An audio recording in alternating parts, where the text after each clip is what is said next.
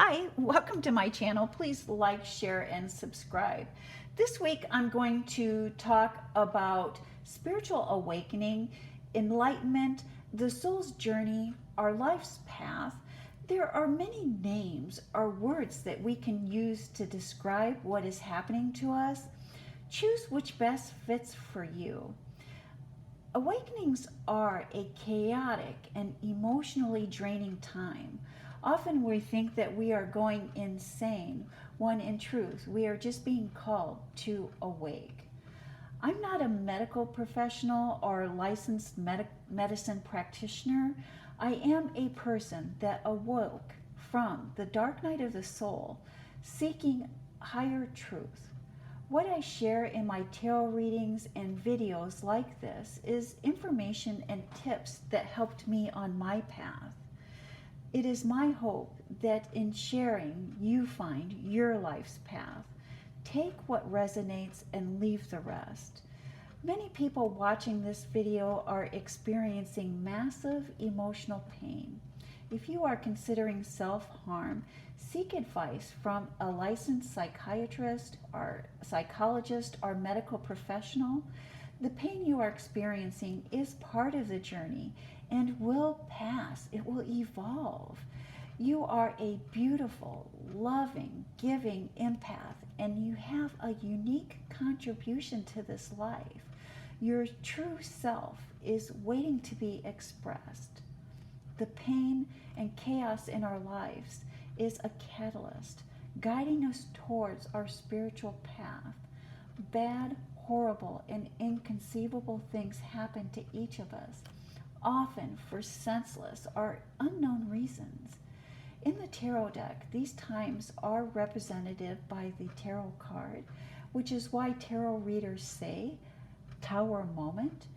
These tower moments are a pivot point, a fork in the road, a turning point where we choose between staying in pain, dysfunction, or muck, or we choose to align with our soul's path. By gaining understanding of what is occurring and how it applies to our lives, we can lift ourselves up, move towards enlightenment. What is spiritual awakening? All religions have spiritual practices. All religions and spiritual practices have a name for this time of transition. The Buddhists call it enlightenment. Mainstream religions often call it born again. My grandmother called it coming to Jesus. Regardless of the name, this transformation has a common definition: a shift in consciousness, the bringing about of greater understanding of the mysteries of life, a stronger awareness of the connection between what is seen and what is unseen, the knowing that there is an intelligence, a grand design in which we are all intertwined, that we come from the source of love and are here in this life as an expression of that love. This transformation is triggered by a force out of our control. Looking at the Tower card, we can see the lightning. This is representative of a trigger, a life event. Not all awakenings are physically traumatic. This journey can be triggered by a twin flame, soulmate, a birth of a child, a deep thought, or in some cases, awakenings occur instantaneously. We can have multiple awakenings or stages of awakening during this lifetime. Awakenings do occur around a major life event. The lightning events that force us to move, to make changes, to delve into the unseen, as shown by the people leaping from the tower. These people are not suicidal. These people here are leaping towards a higher awareness of self, leaving the old self behind. The tower represents the unconscious prison, a prison that's walls are built of ego, physical pleasure, self-serving needs, lack of spiritual connectivity, self-doubt, shames, untruths about who we are, a prison where dreams have become nightmares. Symptoms of awakening include feeling overwhelmed, disconnected, having questions and questionings what we once believed to be true. Life appears to be a lie. People, places, and things that once brought us pleasure no longer bring us the happiness or comfort. There's a feeling of aloneness. The lightning strike has caused the dark night of the soul. The dark night of the soul is when everything is stripped away, raw, bare, stripped down to our authentic self, making way for the spiritual us. Our soul is crying to be heard.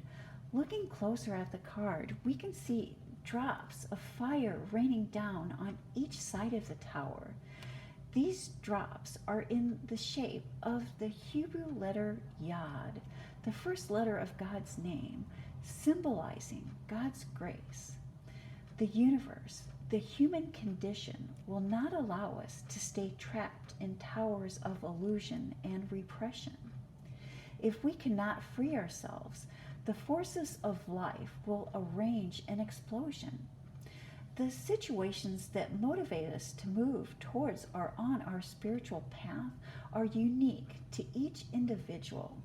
What is similar for each of us is that this is a pivotal point, a set point on life's path, asking us to go within and seek the unseen. When God's grace rains down, it is here that we are shown a glimpse of what life is meant to be. We begin to find comfort in new routines. The feeling of aloneness is replaced by people that are in line with our soul's journey. There is a knowing, understanding, and acceptance that everyone is on their own life's path. This is where there's a pause, a holding pattern that occurs as we find our footing. Our emotions are not as raw, and we find a place of comfort. Here's the test, the choice. Do we remain and wait for the next tower moment, or do we step into the unknown of being awoken? The awakening asks us to surrender and honor our spirit, our true nature. Surrender to and fully trust a deeper connection with God, Source, the divine, the universe, the grand design, whatever we call it. It is the something grander in us and outside of us at the same time.